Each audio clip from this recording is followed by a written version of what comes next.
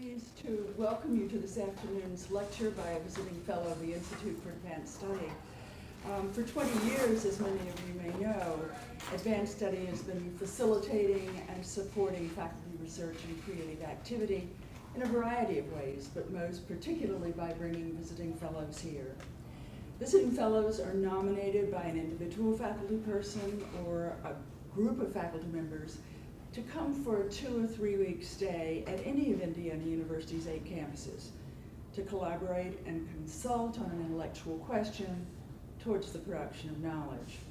We actually ask only one thing of the fellow, and that is that at some point during their stay, they give a public lecture so that they can share their expertise with the wider university community. It is, of course, this obligation which brings us here for this afternoon's lecture. And I'd like now to turn things over to my colleague, Rob Folk, who is the primary sponsor of our visitor, for a proper introduction. Thank you, Marianne. I'm very pleased to be able to introduce Richard M. Hogg, who is Smith Professor of English, Language, and Medieval Literature in the University of Manchester since 1980. He has also served as Dean of the Faculty of Arts at Manchester and Research and Graduate Dean. He's also a Fellow of the British Academy and a Founding Fellow of the English Association. And I believe he's undoubtedly the most distinguished living historian of the English language. And you can't imagine how it pains me to have to say that about someone else.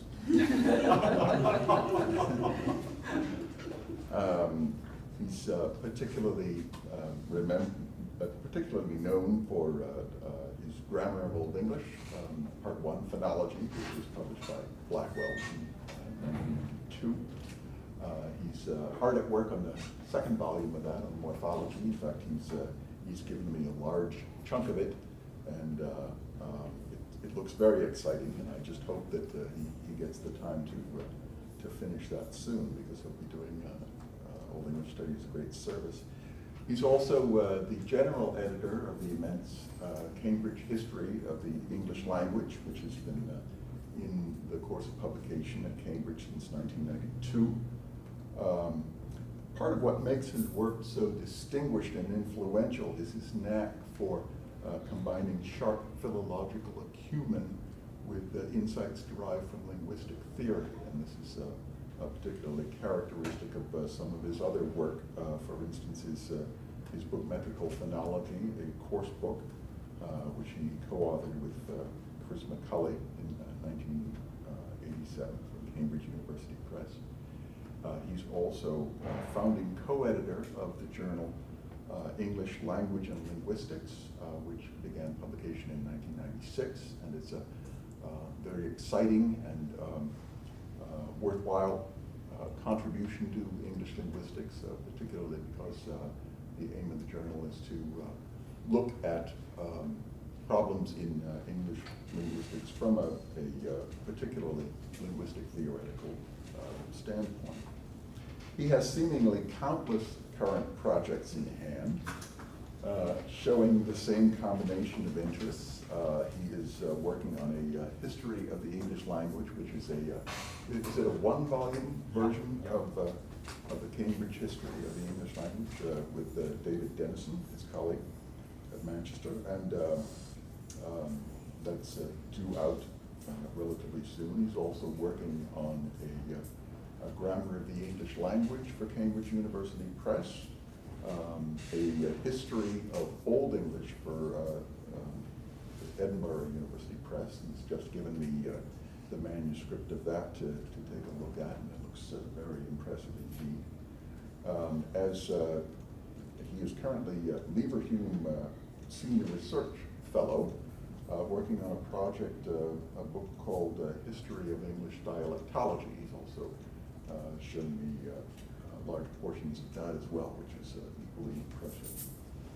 If you're a non-initiate, the title of his talk may have seemed a bit opaque to you, Negative Contraction and Dialects. By comparison to some of his other paper titles, though, I should say this one seems unusually clear.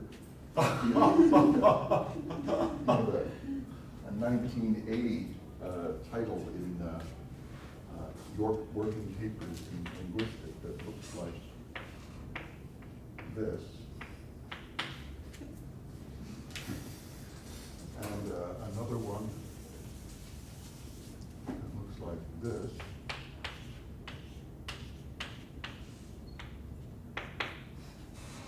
And the title of his talk that he will give at the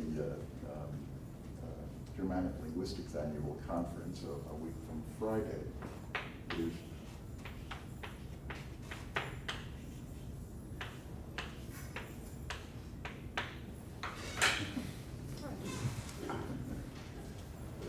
So I'm certain today he will explain all, including, as usual, a few things we probably never realized needed explaining, which is often the best part of what it is that Richard does.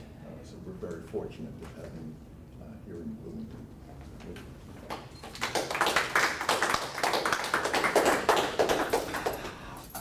Thank you very much. Thank you to everyone. Thank you to the Institute for hosting me, and for the last 10 days, I think it's something like 10 days, I've got no idea, looking after me so well in the Institute and making sure the coffee's boiled and everything. So I'm very grateful to the Institute and everyone there for all your work and for inviting me in the first place.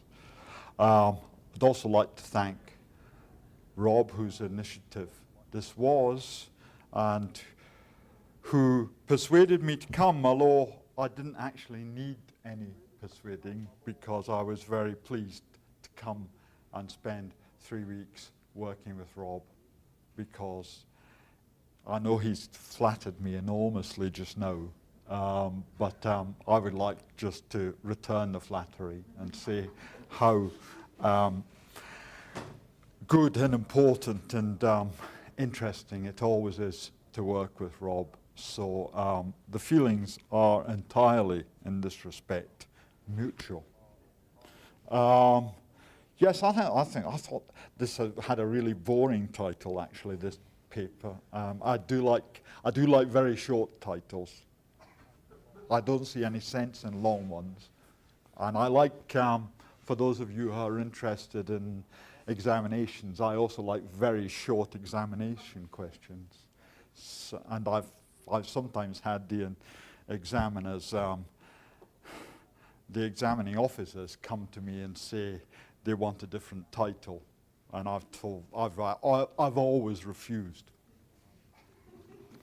There's a short handout, a very short handout, and there's not very much that you need to look at, because it's either a few details about negative contraction for those of you who don't know anything about negative contraction at all, and there will be those of you here who know nothing about it, I realize. And for the others, there's a short list of references which they'll almost all know about already. So it's probably a pretty redundant handout. But there are, to make up for that, I've got slides, some of which are done on A4 paper and some of which are done on this very strange size of paper that Americans seem to use, and which causes me endless problems.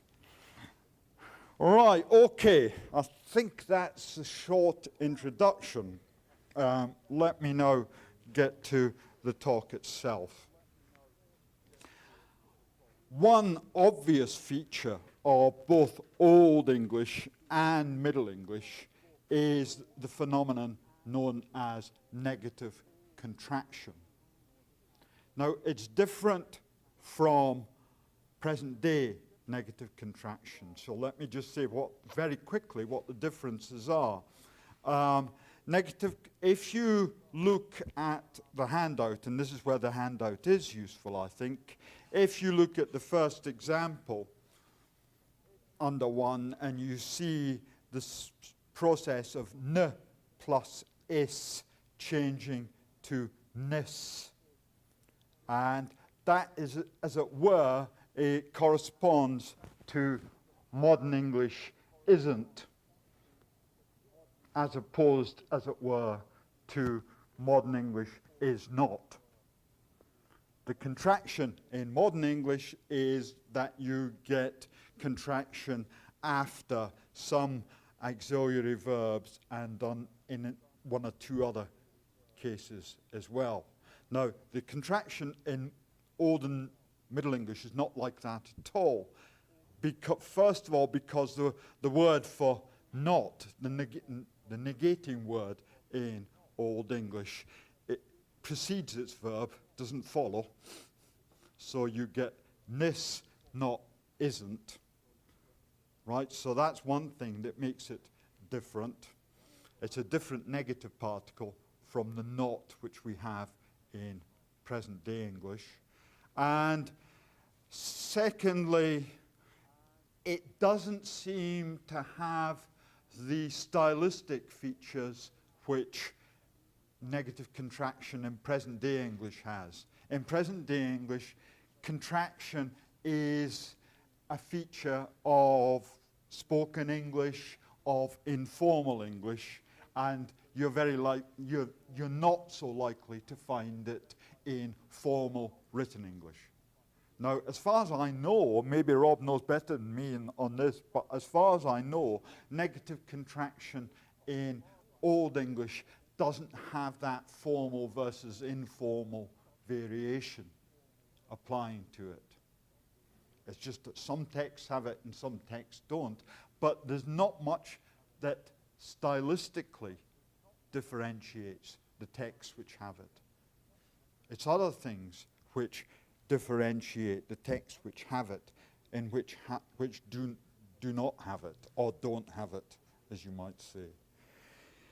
If you look at the examples in 1 and 2, which are some very, very typical examples of negative contraction in, as it happens, Old English. I could have taken the examples from Middle English, but since we're going to start with Old English, it doesn't make any difference. There are 3 striking features about negative contraction in Old and Middle English. First of all, it's controlled phonologically. In other words, you only get contraction under certain phonological circumstances. And those circumstances are that the verb which follows has to have no consonant at the beginning, or W or H. So it's either the verb starts with either a vowel or with H or with W. And there are no other cases in which it can occur. The second feature, so there's a control from the phonological point of view. Then secondly, there's a control from the syntactic point of view as well. Well, now I'm not very sure what that control is. The easiest thing to say would be that the control is that you can only have negative contraction with an auxiliary verb. And if you look, you see n plus is, or n plus habe. And all the examples in 1 there all have following what we call auxiliary verb. The problem with saying that about Old English is twofold. Firstly, we're not very sure of what we mean by an auxiliary verb in Old English, because there's lots of arguments to say that there were no auxiliary verbs no modal auxiliary verbs, at least, as such in Old English. And David Lightfoot has made a profession out of that particular fact, or apparent fact, right? So we don't know quite what an auxiliary verb would be. And secondly, the problem with the syntax is there is at least one verb which ought to have contraction because it acts as a, let's call it, quasi-auxiliary, but it never does. It fits the phonological circumstances and it fits the syntactic circumstances as well. And that's the verb werden, to become, wurden in German, if I remember rightly. And you can see under 2, the first example, and I've put an exclamation mark there to show that n plus werden, despite the fact that werden can often be an auxiliary type verb, never changes into nearthan. And I don't think anybody knows what the explanation for that is. It happens in Old Saxon, but it doesn't happen in any of the other West Germanic languages. The other examples under 2, Nesholder, that shows the phonological control. You can't get nolder from Nesholder because the shoulder starts with a consonant sh. And you can't get n plus aras, not arise, because aras is got a syntactic control, it's a full lexical verb. Right, now that's the introduction, and I've gone on perhaps for too long about that. Because I don't want to talk about the phonology of these verbs, and I don't want to talk about the syntax of these verbs, and you'll probably be quite pleased to hear that. I just want to talk about the dialect variation of these verbs. Because for me, that is the central issue. And there have been 2, 3 studies about this. One by Samuel R. Levin, or Levin, or however you pronounce it, in 1958, and one by Yoko Ieri in 1992.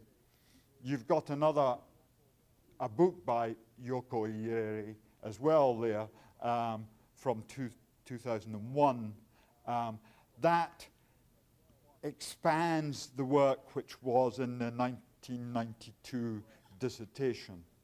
And I've probably got the title of Yoko's book wrong in the bibliography, because I didn't bring it with me and I just did the bibliography here, and I realized that it wasn't in the bibliographies that I brought with me, so I've just had to make it up, but it's very close. I mean, I've got the publisher right, I've got the place of publication right, and I've got most of the words right as well. But I would like very much just to, I've given some thanks already. I'd like to thank Yoko Ieri for sending me her 2001 book, which is very important and very helpful in this whole thing. Now, let's start by looking at Levin's work. Levin looks at both Old English and Middle English texts. This phenomenon of negative contraction is in Old English for as early as we know it, and is in Middle English until around, and it's variable according to whereabouts you are in the country, until about 1400. And it's going to disappear virtually everywhere by 1450 because of the new forms of contraction, of negation that are coming in. So you start getting things like I not like, I like not, and so on. And those come in from during the Middle English period and become completely dominant by 1450. So we've got a restricted time sequence to look at. Now, as I say, Levin looks at all the Middle English texts. Ieri looks only at Middle English texts. But nevertheless, there's lots of agreement between them. And the first conclusion that you can draw from what they both say is that contraction is a phenomenon of the south of England, and uncontracted forms are a phenomenon of the north of England. Hence, we can say that in Old English terms, contraction takes place in West Saxon, so that's the area which is centered around Winchester. And there is no contraction in Anglian. Anglian means anything north of the Thames. Right now, I'll come back. I'll show you maps later because you need to see where these places are on maps. And if any of you are like all of my students, they don't have a clue where anywhere is in England. I mean, they've been to some of these places. They go down. They come to university in Manchester, and then they go home to London in the vacations, and they catch a train down from Manchester to London, which I was very sad to find out you couldn't travel by train from Chicago to Bloomington, because I wanted to do it, as I said to Rob. But maybe I could have been one of these, what do they call them, these hobos that go on freight trains. That would have been the way. But they go through a place like Lichfield, which you'll find is incredibly important for all this. And they don't know where Lichfield is. They've never looked up from the carriage of the train to see where they are. And so they've got no clue where everywhere is. So I wouldn't be surprised if you've got some problems. But we'll see about this. Now, contraction is West Saxon, no contraction is Anglian. That's what it looks like they're saying.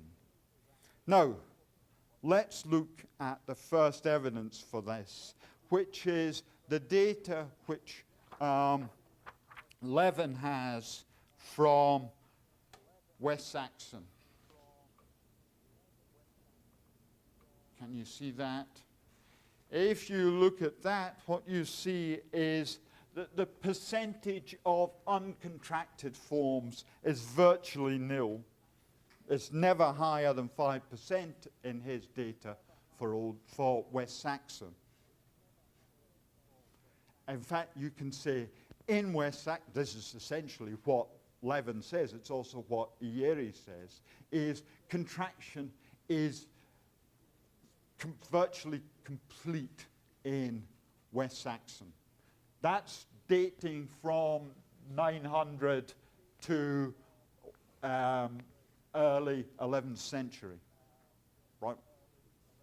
So that looks clear, right? That's very clear. Now,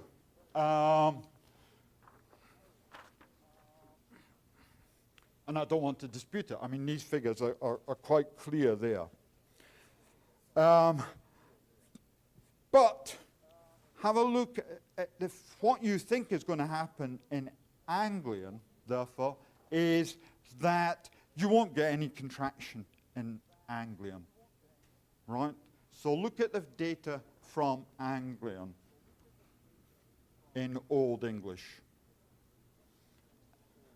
It's from the Vespasian Psalter, which is from Lichfield, as I'll say later. Lindisfarne, which is from near Newcastle or Durham. So it's in the northeast of England. Rushworth 1, which I won't say where it's from because that's next week's talk. It's not this week's talk. Right? But usually it's said to be what's called Mercian, which is the middle part of England, therefore the same dialect as Vespasian Psalter, even though it's often thought not to be from Lichfield. And the Peterborough Chronicle, which is, well, from, God, that's boring, it's from Peterborough. So it's from the East Midlands of England. And I will show you a map yet later, but I don't think you quite need a map at the moment. Now, if you look at these forms, what you find is, in fact, about 60 to 70% of the forms are contracted. And the percentage of uncontracted forms varies between 25 and 40%. So it's not true to say about Old English that Southern texts have contraction and Northern texts don't. That's not what the situation is. What the situation is that Southern texts, i.e. West Saxon texts, have virtually complete contraction, and Anglian texts have a certain amount. Right? Now, let me look next at what happens, according to Levin, in Middle English. Because these figures, you will see, appear to confirm and advance the situation compared with Old English. You get the confirmation of what West Saxon's like, and as you'll see in a moment, you also get confirmation that the further north you go, the less contraction there is. So there's virtually no contraction in the north in Middle English. And here are the texts and the information which you have. Can you see that?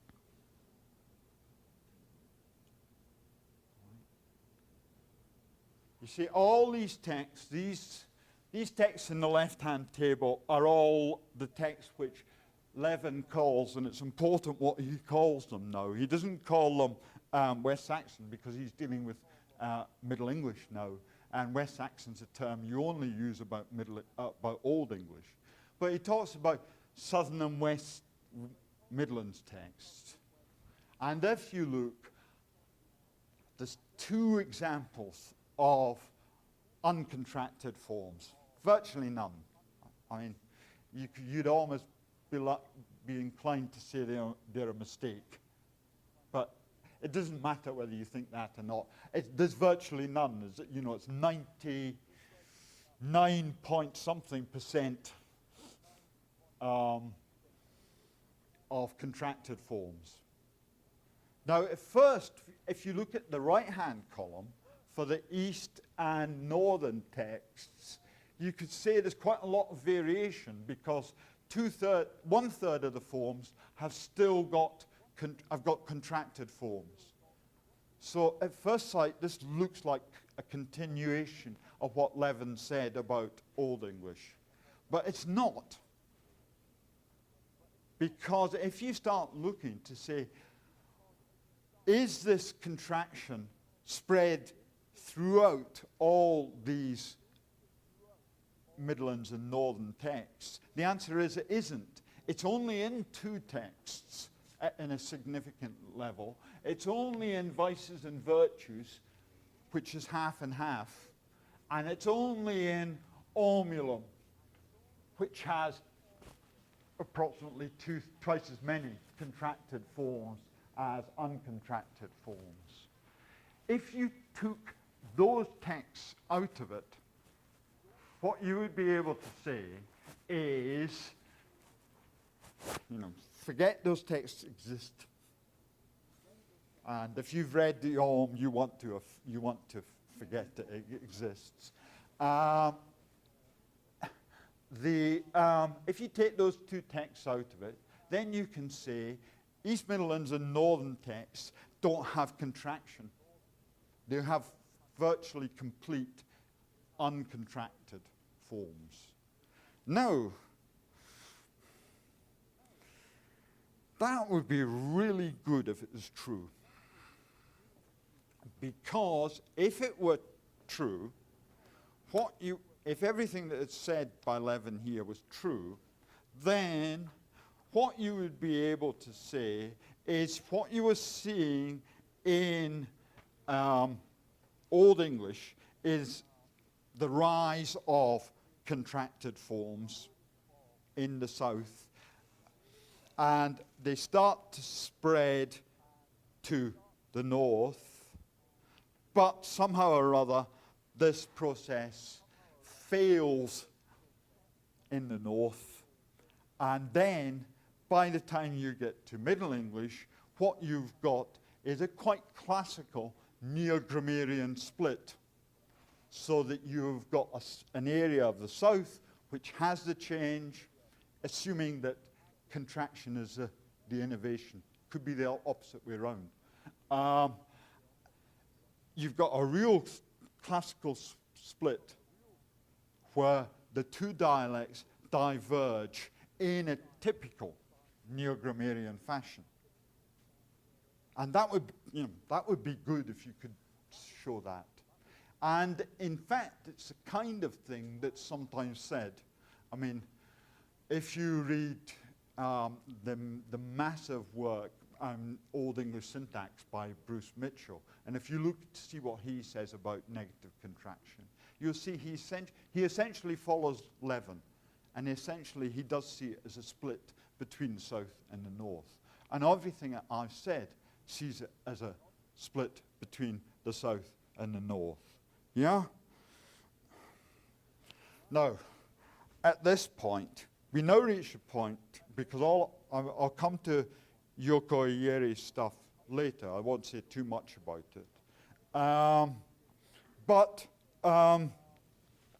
this is where I get into real problems with this analysis of Levin's.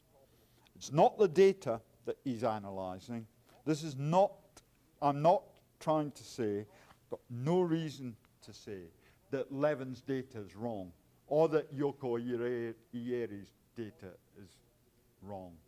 I mean, I know for pretty certain that Yoko Iere's data is dead right, because I suspect that Meg Lang at Edinburgh was the examiner of the thesis, and that's how I got hold of the thesis from Meg in the first place. And I think if Meg thinks that's okay, then it's okay, because there's nobody knows more about early Middle English text than Meg does. Right, so I've got no problem with the data. And it's not the data that I want to argue about. Consider what he said, what Levin said about Vespasian Psalter. He says the Vespasian Psalter has about 27% contracted forms. You might want to see that again if I can never find it. And I can't. I can find every other one.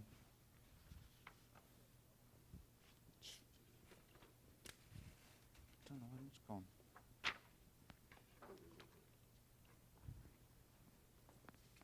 Ah, yeah. Hidden on the... There. Right. Concentrate on the Vespasian. We're not interested in the other three. Vespasian Psalter, 27% contracted forms. That's what's important. Right. Now, compare with that, and I'll lose this piece of paper over there again carefully. Compare that with the Ancrana in Middle English. Right, there's the Ancrana. It's got virtually no uncontracted forms. One, you know. And if you, since Ancrana and all these texts down here, the group from Ancrana down to Hali Medad, all have a common kind of origin. I mean, they belong together as a group of texts. And if you take them as a group of texts, then you've only got two uncontracted forms. Now, why should that be a problem compared with with Vespasian Psalter. After all, what Levin said was Anglian was different from the south, and what he's saying here is the south. In Middle English, he's saying the southwest is different from the rest of the country, right? So it looks sensible, but it's just inconceivable. There is a sleight of hand going on here, which makes the whole process very suspicious indeed. The sleight of hand is that there is an equation with Old English West Saxon on the one hand, and Middle English South and West on the other hand. Right? So this is an issue of labeling that I'm talking about. Now one can say the issue of labeling is boring. It's only because the way we label things in Old English is West Saxon, Anglian. The only way that we label things in Middle English is by things like southwest versus northeast. Right?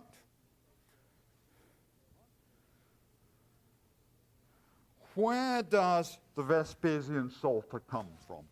And this is where I need the little map to show you where it comes from.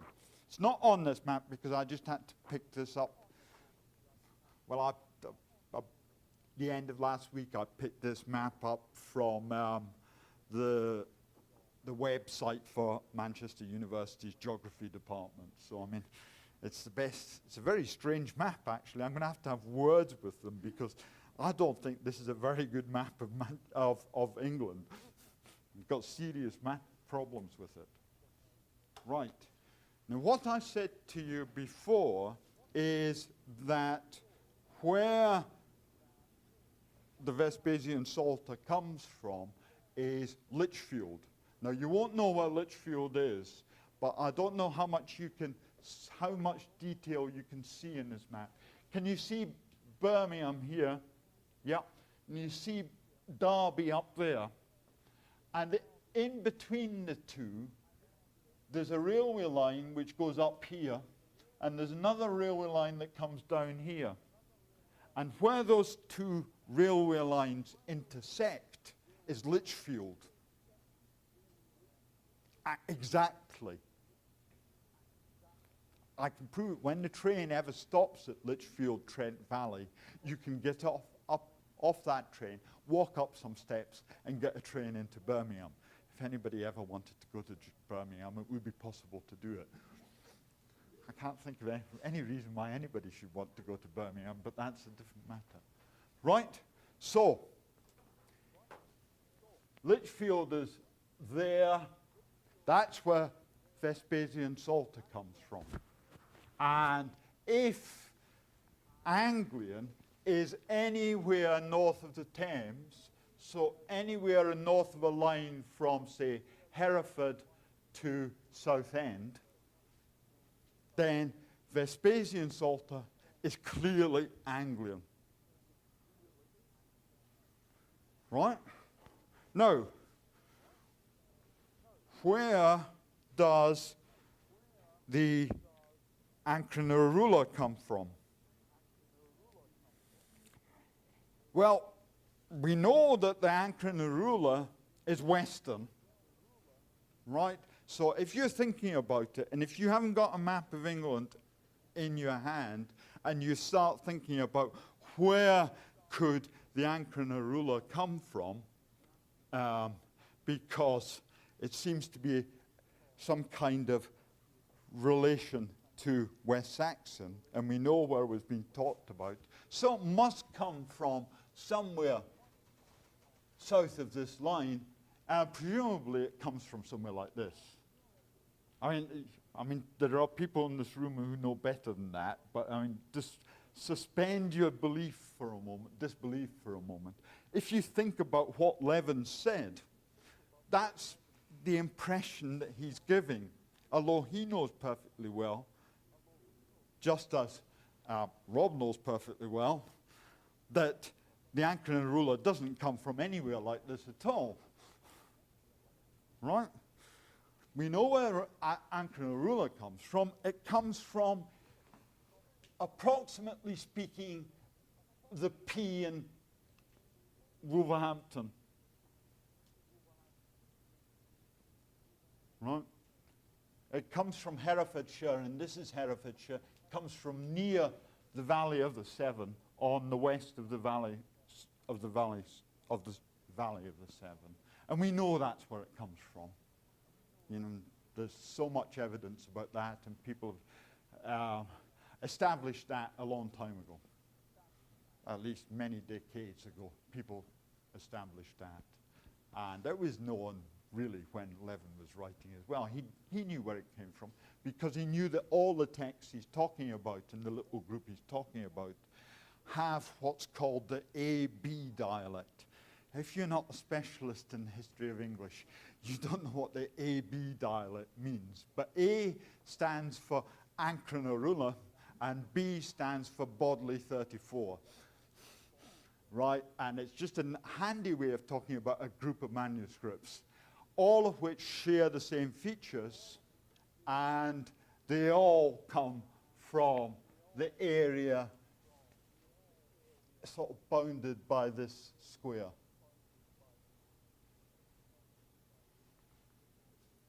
Right. Now, if Ancranarula comes from there, isn't it Anglian? Doesn't look particularly West Saxon, to say the very least of it. So you've got and it's only probably 50 miles at most due west of Lichfield. And it is due west. I mean, I've looked at a proper Ordnance Survey map to find out exactly where the two places are and how far they're distant from each other. And it's almost exactly due west of the Vespasian Psalter. So surely it ought to be the same. But it isn't. It isn't the same at all. Furthermore, we've got lots of evidence that it's the same kind of language, because what the Vespasian Psalter shows is what's called the Mercian literary language. It's just about the earliest example of what we call the Mercian literary language. It was written in the middle of the 9th century about, and it's prototypically Mercian literary language. Now, we've got other texts, later texts, which also show the Mercian literary tradition. There's a text quite early in the 11th century, if I remember rightly, which is Fleeskroyer's, is the life of St. Chad, which has been edited by Fleeskroyer, who I've left out of this list, which probably comes from Worcester, but is associated with Lichfield because Chad is the patron saint of Lichfield. So that there's a close association with Lichfield. It's clearly in the same tradition as Fleeskroyer makes out, shows, as Vespasian Psalter. Another text which is in the same tradition is the Ancranarula. Ancranarula has lots of features which it shares exactly almost with Vespasian Psalter. It has a phenomenon known as second fronting, and I don't want to bore you with the details of second fronting here, but it's something that only happens in the West Midlands and as far north as Cheshire and as far south as Gloucester. but otherwise it's strictly Western.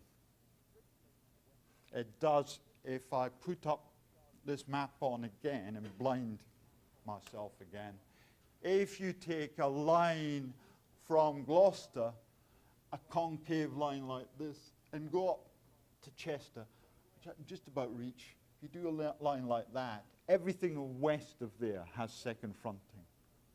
And nothing east of there has second fronting. And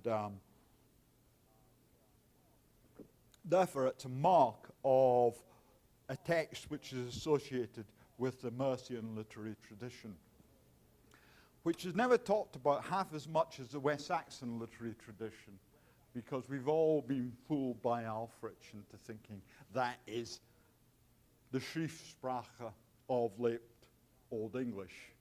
And it is, except for everybody in Lichfield, I think. Now,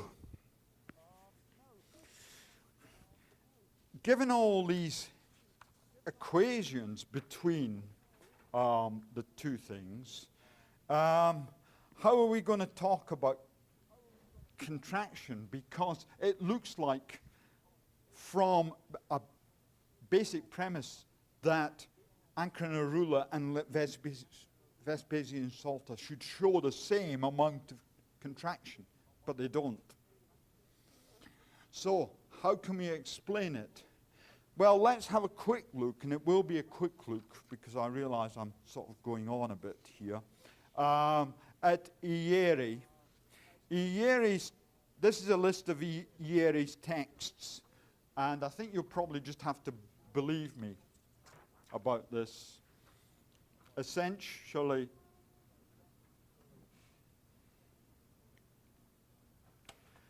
the texts which are west or southern show lots of contraction. So something like the Owl and the Nightingale, which is the second text, shows 100% contraction. Texts which are northern or eastern, like say halfway down Cursor Mundi, don't show any contraction at all. Right, so there's the Owl and Nightingale. That's one type. And Cursor Mundi is the opposite type. And most of the figures either focus one way or the other. Right, there are a few texts which show things like, like Alexander and Dindymus, which I can't remember about offhand. I can't, I've never read it anyway, and I don't think I want to. But it's it shows almost 50% each way. But there are texts like this. There are mixed texts. What's really strange, if you look at it, the figure that should shock everybody is Gawain in the Green Knight, which has 100% contraction. Now, Gawain in the Green Knight comes from the very north of Staffordshire, or the very south of Cheshire.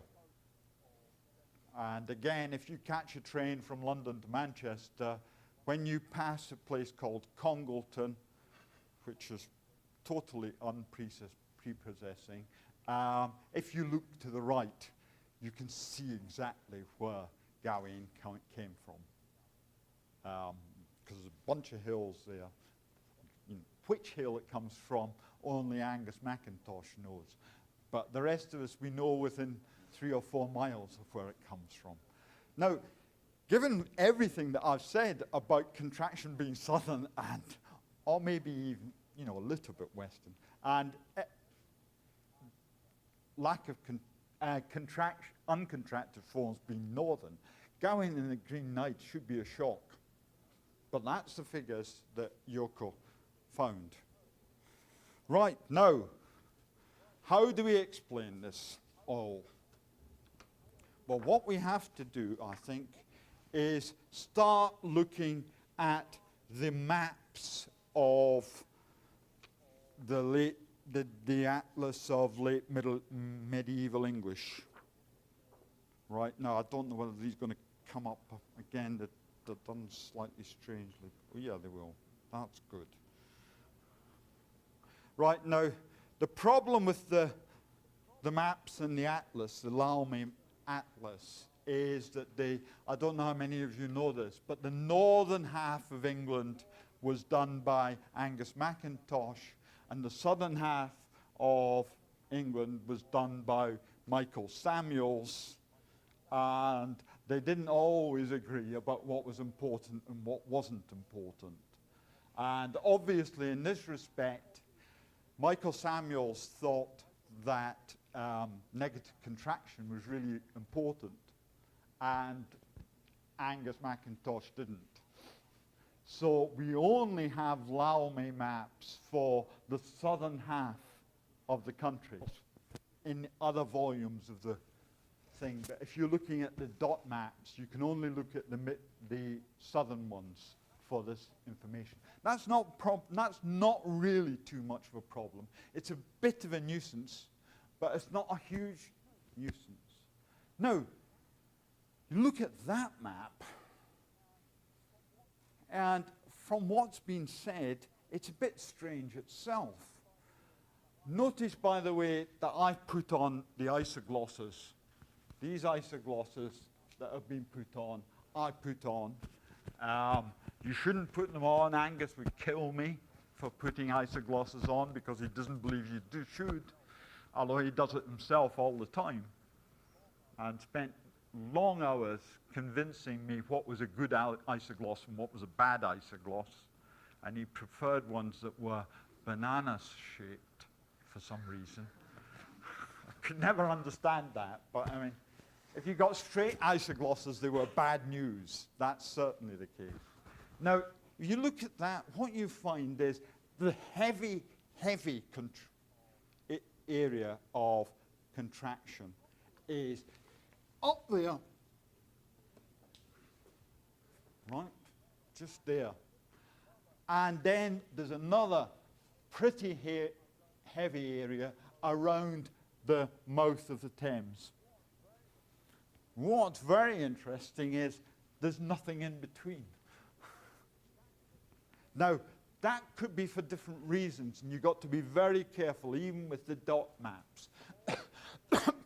All these little marks represent texts which don't have any examples of contracted ne plus be, which will be nis, essentially. It's ne plus is.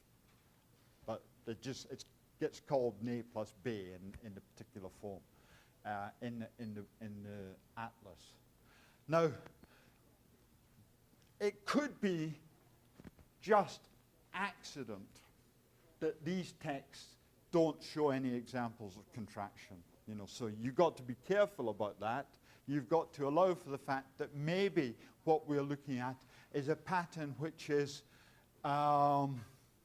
patchy because the texts we're looking at are patchy. So you've got to be very careful. So therefore, I brought one other map which shows the exact same thing with ne plus will.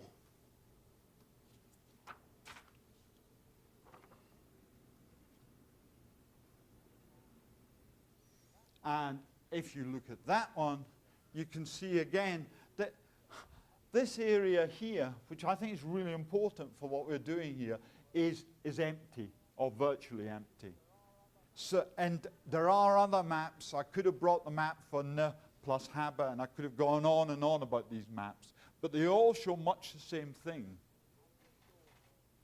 And they show a failure of contraction throughout, everywhere in the south. It's patchy.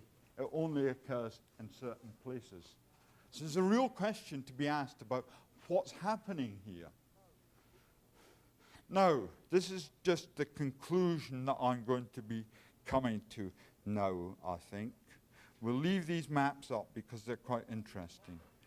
What I'd like to suggest is that these Laumie maps are really interesting because they really help us to see what's going on. If you look at the Laumie map, either of the Laumie maps I had, what you find is that the greatest concentration of the texts is in this Thames Valley. So let's have a look at Thames Valley again. No, in the Severn Valley, I mean, sorry. That was a stupid remark. They're all, this is the Severn Valley here. Right? Coming down into the Bristol Channel. And everywhere you get, the biggest concentration in Laumie is of texts which are from the east of the Thames Valley. There's also another area in the upper Thames, concentration along the Severn Valley and then into the upper Thames Valley. The upper Thames, despite the fact that the geography department tells me that the Thames is here, the upper Thames Valley is actually up here, up along this road, roughly speaking, which is a road from Oxford to Worcester. Right, and that, roughly speaking, follows the upper valley of the Thames. If you've been to Oxford, it's the valley of the things like the Cherwell River, and up there. Now, that's an area of a people who in Old English times we know as the Whicher, Hwicce, about whom we know pretty little, except that they existed and they were important. And they were just to the north and west of the West Saxons, and just to the south of the Mercians. The Mercians come from Lichfield. So they're intermediate between the two areas, but we don't have text from the Whicher. Right? Then there's another concentration, as I said, in the lower Thames Valley. But given what there is, it seems reasonable to me at least to suggest that the contraction arose in the Whicher, in the area of the Whicher. That's to say the areas in the triangle between Stratford and Avon, which is somewhere like there, Gloucester and Oxford, in this area. Alfred, the best known writer of Old English, comes from here, or roughly speaking here, which is Abingdon. But he's not quite in the Whicher area. But it seems to me that the Whicher might be the origin of it.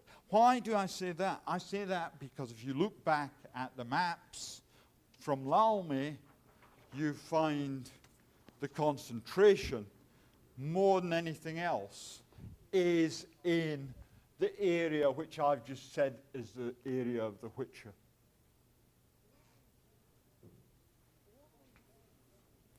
Only then, what happened then is that it spread into Wessex proper,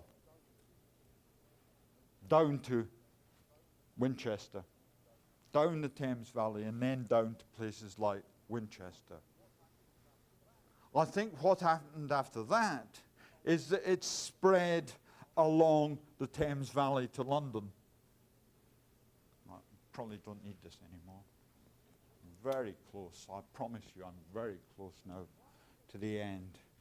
Why did it spread into Wessex and then into London, to the London area, but not into the Lichfield area until much later? It didn't spread into the Lichfield area by the time of the Vespasian Psalter. Why not? Well, my feeling is, it was there to some extent, obviously. So there was contact, and there was obviously contact with the Whicher. So it was there, but it wasn't there to any great extent. Why not? I think that's something to do with the stability of the Mercian literary tradition, which was ongoing throughout the 9th century, whereas the West Saxon literary tradition really doesn't get going until later on in the 10th century. So I think the West Saxons were well able to be influenced by forms from the Witcher. And we know a bit about where Alfred's teachers came from, which tends to be from the far west, and even Wales, God help us. So that I think these forms could well have spread down the Thames Valley without any impediment, because there was something else being focused on in West Saxon at the time. But it found it difficult to spread north because the Mercian tradition wouldn't have allowed innovations like that. I think what happens, therefore, is that later on, once Wessex becomes so dominant throughout most of England, including areas like Lichfield, and that happens in the 10th century, and it's partly to do with the Danelaw and so on, but I won't go into that. I think at that point you start to find it that contraction is one of the features which then spreads through dialect contact and through the influence of an important literary tradition. Last point. Why in the Laumie maps is there a western area and an eastern area? And we saw that. I suggest that's because it was always the case that the East Midlands, which is roughly speaking this area, and also East Anglia, this area, was never had much contraction, was resistant to it. Therefore, these areas, but these areas also, the East Midlands and East Anglia, provided the major input into the standardization of the language, which was going to take place at the very beginning of the 15th century. And I think what happened is that the contraction forms, the uncontracted forms, like other forms, drove a wedge down from the north, from the East Midlands, and that they caused the areas that we saw in the Laumie maps to fail to have contraction. In other words, it turns out that Old English negative contraction turns out to be part of the standardization of English. And I think that's where I must stop.